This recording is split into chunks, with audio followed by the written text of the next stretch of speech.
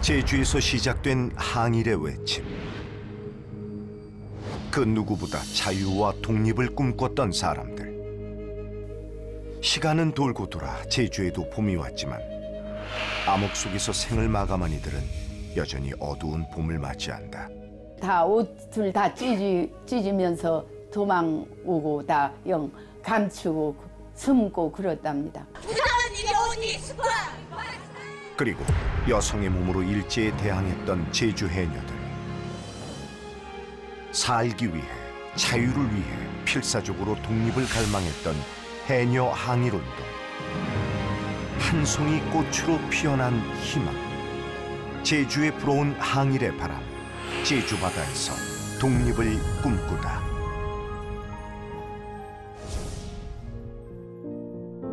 (100년) 전 제주에 있었던 3.1 만세운동. 그 중심에 한 가족이 있었다. 바로 조천 김씨 가족. 당시 조천 지역뿐 아니라 제주도 유림 사이에서 명망이 높았던 김시우 선생의 집안.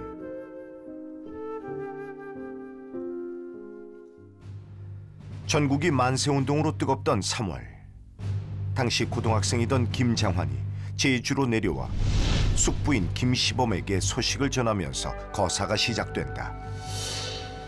먼저 김시은, 김시범 등 집안의 주요 인물들이 모여 만세운동을 준비했다. 드디어 3월 21일 조천에서 시작된 조천 만세운동은 함덕, 신흥, 신촌으로 확대됐고 마지막 날인 24일에는 무려 1,500명이 함께했다. 실질적으로 이 조천 김씨라고 하는 이 김씨에게 이제 사촌, 형제지간 형제죠. 김시은, 김시범 이런 사람들을 중심으로 해서 그러한 고민들을 했던 것이었고, 그게 김정한이가 독립선언서를 갖고 오게 되면서 역시 하나의 불을 땡기게 되는 역할을 했던 것이죠. 숙부인 김시범과 당숙인 김시은에게 서울의 긴박한 소식을 전했던 김장환. 그가 숨겨온 독립선언서가 제주 만세운동의 직접적인 발화점이 된 것이다. 하지만 만세운동 하루 만에 김시범, 김시은, 김장환은 체포됐고 사흘 뒤 만세운동을 주도한 거사 동지 모두 붙잡히면서 조천 만세운동은 막을 내리게 된다. 그리고 만세운동에 참여했던 김씨 가족 중 8촌 이내 8명의 친척들이 조사를 받았다. 미미동산의 태극기를 굽고 독립선언서를 낭독했던 김시범, 시위대를 이끌었던 김시은. 이들은 보안법 위반으로 많게는 징역 1년에서 적게는 6개월의 선고를 받고 복역하게 된다. 김씨 가족에게 유독 가혹했던 그날. 하지만 누구보다 독립을 원하고 꿈꿨던 그들은 이후에도 판결에 굴복하지 않았고 계속해서 항일운동에 앞장섰다. 김시범의 손자 김용옥 씨. 할아버지에 대한 육품이 그 4.3 사건이라든가 이런 사건을 지내면서 연자적에 묻어가지고 전부 소각시켜가지고 아무도 없습니다. 사진도 하나도 없는데 요 사진은 재판 기록에 붙어 있는 사진이었었는데 그 사진 보면서 그 외놈들이 얼마나 혹한 걸 느낄 수가 있습니다. 뭐 코도 비틀어지고 귀도 비틀어지고 뭐 눈 이렇게 하고 요것도 조금 교정이 된 겁니다. 예. 국가를 위해 독립을 위해 나섰지만 김시범 선생은 한참 동안이나 죄인처럼 숨어 살아야 했다. 또한 이후에도 제주 4.3 운동에 참여하면서 고단한 인생을 살아왔다고 한다. 할아버지께서 지금까지 그 독립운동 가로소의 인정을 못 받은 거죠. 작년 8월 15일 날 그 공적을 이제 인정받아가지고 건국훈장 애독장을 받으셔가지고 명예를 회복하신 거죠. 예. 그렇게 100년이 다 되어서야 독립운동가로 역사에 기록되게 된 김시범 선생. 현재 제주 항일기념관 창렬사에 그의 위패가 모셔져 있다. 이곳에 오기까지 참 길었던 여정. 이후 조천 만세운동으로 옥고를 치룬 김시범은 김연배 선생 등 만세운동을 함께했던 14명의 동지와 후황양성에 힘쓰며 항일운동을 이어갔다. 조천 만세운동의 정신은 특히 학생 항일운동의 활성화에 영향을 주었다. 실제 일본 고등법원 사상부에서는 제주 조천 만세운동으로 인해 제주 지역 청년들의 사회주의 활동의 계기가 되었다고 기록하기도 했다. 1919년의 조천 만세 운동은 완전히 혁명적인 새로운 어떤 민권 국가를 만들고자 했던 운동으로 봐야 하잖아요. 상당히 저변의 일반 대중들 바탕으로 하는 철저하게 민족 해방에 주안점을 두었던 운동으로 봐요. 조천 만세운동의 시작. 이곳엔 김시우 선생의 학덕을 기린 추모탑이자 조천 만세운동을 기념하는 비가 세워져 있다. 김시우 선생이 별세하고 1년 뒤 김씨 가족이 거사 계획을 세웠던 중요한 장소이기 때문이다. 이 집에서 이제 정환이 삼촌이 모든 서울 상황을 다 설명하고 여기서 모의가 됐으니까 3.1 운동 이후에 동아일보 기자로 활동하시면서 해방 이후에 소식이 끊겼습니다. 그래서 이제 명예도 찾지 못하고 세인들 머릿속에 잊혀져 가는 게 조카로서 굉장히 좀 안타깝습니다. 어린 학생의 손에 쥐어져 있던 독립선언서. 그렇게 제주의 만세운동이 시작됐지만 그의 흔적은 어디에서도 찾을 수 없다. 그리고 가장 낮은 물밑에서 시작된 제주의 또 다른 항일운동이 있다. 그 중심엔 제주의 삶을 대표하는 해녀들이 있었다. 옛부터 제주 바다에는 늘 해녀의 숨빗소리가 울려 퍼졌다고 한다. 고단한 잠수에 내뱉는 해녀들의 숨빗소리. 그들의 항쟁도 그러했다.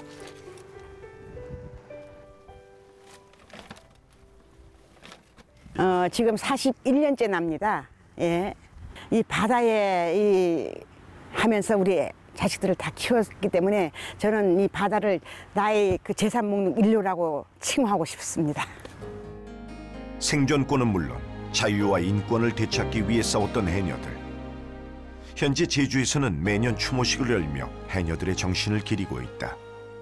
대한 독립 만세하고 대한민국 만세, 제주 해녀 만세, 그래서 만세 3창을 제가 하고 있습니다. 할 때마다 저는 그 목이 메어져요. 저 자신도 모르게. 해녀 항일운동의 발단은 1920년 중반 제주 해녀조합이 일제의 지휘 아래 해녀들을 본격적으로 착취하기 시작하면서부터다. 당시 해녀들은 매상의 8알을 회사, 조합, 수수료 등으로 납부해야 했고 해녀들의 생활고는 점점 심해졌다. 일제의 수탈이 극에 달했던 1931년 12월 더 이상 참을 수 없었던 해녀들은 항쟁을 결심한다. 그때 어머니의 모습을 기억하던 6살 소녀는 이제 94살의 할머니가 됐다. 우리 어머니, 친정 어머니가 그때 해녀니까 그렇게 이제 물건값을 좀 잘 안 줬던 모양이라 일본 사람들이 비창이라고 해서 전복 따는 거 또 나 그렇게 막 들러서 제주실 막 갔던 모양입니다. 삶의 도구가 투쟁의 도구가 될 줄 그들은 알았을까? 당시 대표자로 선출된 김옥련, 부덕량, 부춘화 해녀. 그중 고 김옥련 해녀는 당시를 떠올리며 일본에 억압당하고 착취당하는 것을 참을 수 없었다고 회고하고 있다. 참다 못한 해녀들은 1932년 1월 7일 첫 시위를 시작했고 12일 세화장터 시위에서는 경관들이 칼을 목에 들이대며 위협했지만 그녀들은 목숨을 걸고 요구 조건을 낭독한다. 이곳이 당시 그 항일 운동을 했던 세화 5일장입니다. 건물이 아직도 생생하게 남아 있죠. 당시에 우리 항일 운동을 주도했던 5분과 1000여 명이 일본 제주 지사인 다쿠치와 여기서 담판을 짓습니다. 요구 조건을 얘기했지만 당시는 뭐 수락을 했어요.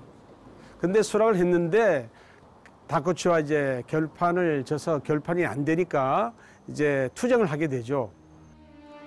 닷새 안에 조건을 들어주겠다던 약속은 지켜지지 않았고 해녀들은 계속해서 항거했다. 신문들은 연일 해녀 항쟁에 대한 기사들을 쏟아냈다. 1932년 1월 26일 시위에서는 무려 1,500명의 해녀가 참석했다.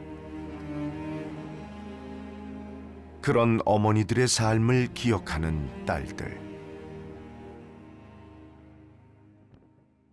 우리 어머니도 그런 참여해가지고 지석 같은 데 막 불러가지고 가서 잡아가려고 하면은 부리치고 막 그 사람들을 다 옷을 다 찢으면서 도망오고 다 감추고 숨고 그렇답니다. 직접 우리 어머니들도.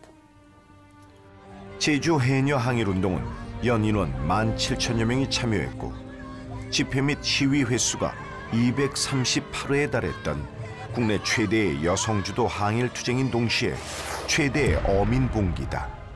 이 제주 여성 항일운동은 생존권 투쟁을 넘어서서 인권 투쟁이었고 독립을 쟁취함으로 인해서 얻을 수 있는 평화, 정당한 대우를 해달라 하는 노동자로서의 어떤 그 목소리, 이게 합치되어져 있었던 부분이었기 때문에 제주 해녀 항일운동은 단순한 생존권 투쟁으로 우리는 평가를 해서는 안 됩니다. 실제로 정당한 인권을 되찾기 위해 해녀들은 낮에는 바닷속에서 생계와 싸웠고 밤에는 야학을 배우며 항일의 의지를 불태웠다. 잠시 비창을 내려놓고 연필을 든 해녀들. 그들을 제주 청년들이 도왔다. 이후 해녀들과 함께 투쟁을 했던 청년들은 해녀들을 도왔다는 이유로 징역 3년에서 6개월을 선고받기도 했다. 일제강점기 제주 해녀들의 삶. 3분이 넘는 시간 동안 바닷속에서 숨을 참듯 그들은 늘 한계에 도전하며 항일운동을 펼쳤다. 최근 이런 해녀들의 역사에 관심을 갖는 사람들이 많아졌다.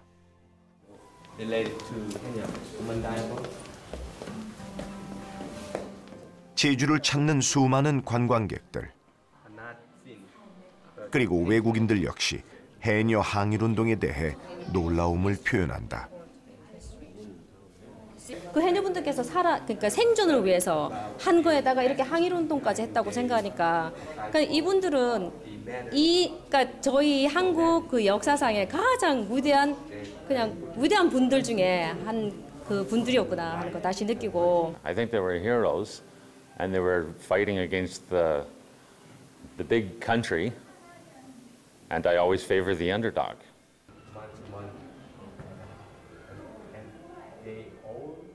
당시 체포된 해녀 항일운동가들의 색인부. 죄인처럼 표기된 명단만이 해녀 항일 역사의 증거로 남았다. 해녀가 중심인 사회에서 그 항거할 때 이 칼을 뽑아가지고 이제 대항을 하려고 했더니 너희가 칼로 우리를 제압하려고 한다면 우리는 생명으로 대응하겠다 이런 말을 해요. 그러니까 그들이 적극적인 항거를 하는 겁니다. 일제의 총칼 앞에서 누가 두렵지 않을 수 있을까? 제주 해녀 항일운동은 누군가의 어머니였고 딸이었고 그래서 자신의 가족을 지켜야만 했던 당시 해녀들의 강인함으로 이겨낸 투쟁이었다. 여기 17세의 꽃다운 나이에 해녀 투쟁에 앞장섰던 한 소녀가 잠들어 있다. 바로 부덕량 해녀. 도저히 해녀들이 당하는 것을 두고 볼 수만은 없어 대표로 나섰던 소녀는 주동자로 낙인 찍혀 옥고를 치르게 된다.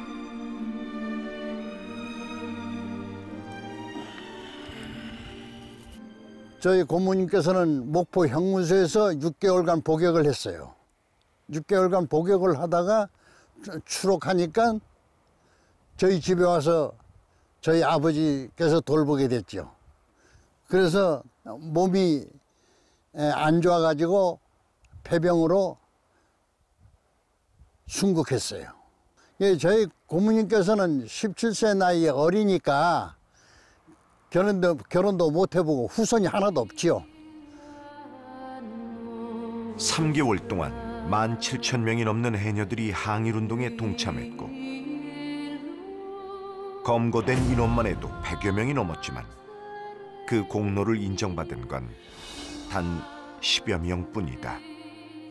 이는 제주도에 가히 없는 해녀들 비창한 살념살이 등에다 지고 하루 종일 일했으나 번 것은 기막혀 살자 하니 고생이라 잠도 아닌데.